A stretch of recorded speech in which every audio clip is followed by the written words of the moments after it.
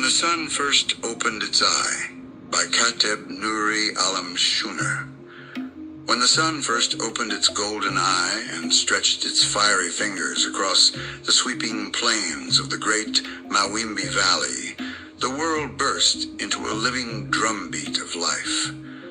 The grasses shimmered like rivers of green fire, and the air filled with a chorus of wild anticipation. From the moment the first rays struck the earth, the plains came alive with the rhythm of hooves, paws, and claws. Gazelles leapt through the air as if dancing with the wind itself, their sleek bodies catching the morning light. Wildebeests thundered across the open land, their stampede shaking the earth with ancient rhythm. A flock of flamingos lifted from the water in a flurry of pink and glory, their wings slicing the sky like blades of song. Monkeys howled and swung between the baobab trees, tossing fruit at each other in play. Baboons barked orders to their young, and warthogs darted from their burrows like shadows chasing the sun. The birds of the valley, a rainbow storm of feather and cry, filled the air with stories only the skies could interpret. Even the insects hummed and buzzed like tiny drummers, setting a tempo that pulsed through every leaf and limb. It was not just a sunrise, it was the calling of a new day, a ceremonial unveiling, a thunderous beginning that demanded every creature rise, stretch, move, and breathe in the sacredness of now. The scent of wild herbs and fertile earth danced on the breeze, and the sky, a painter's canvas of purple, orange, and gold, cast a holy glow upon the awakening world. And in the midst of all this, the elders stirred. The giraffes, gentle watchers of the horizon, lifted their heads to the heavens. Their long necks weren't just for reaching the treetops, they were the keepers of vision, able to see what others missed. The matriarch, a tall, speckled queen named Tama, watched the horizon with concern in her dark eyes. From the muddy lowlands, the hippopotamuses, guardians of the underworld waters, stirred restlessly. They were ancient and powerful, their laughter booming like drums.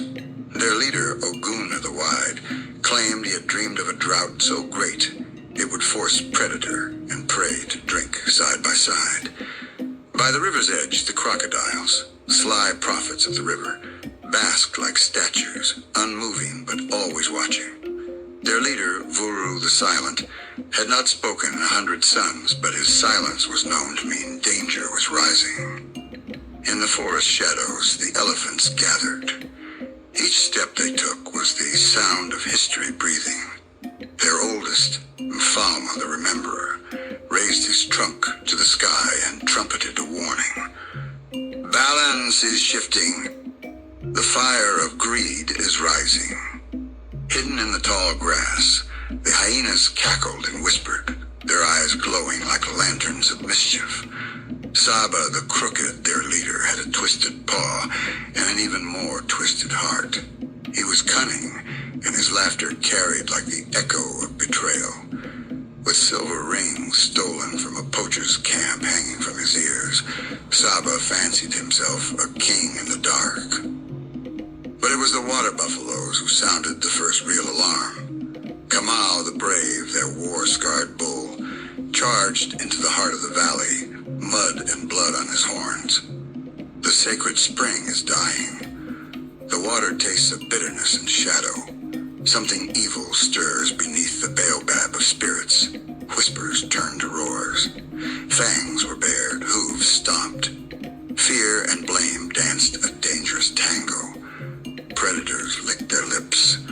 Prey widened their eyes. Even the wind seemed to carry warning. The animals convened at the circle of unity. It was sacred ground, the only place where ancient laws forbade violence. There, under the ancient rising tree, vines dangling like ancestral arms, they gathered. Predators beside prey, elders beside youth, eyes heavy with mistrust. Tama the giraffe spoke first. We must look beyond our hungers and fears. The cause of this is not of fur or claw, it is deeper. Kamal stamped his foot. But who has done this? Who would poison the heart of our valley? And then, like lightning cracking through silence, Vuru the crocodile spoke. Every drought is born of a broken promise. Look among you. The betrayer is here. A hush fell. Then chaos. Accusations flew like arrows. The hippos turned on the elephants, believing they had bathed too greedily.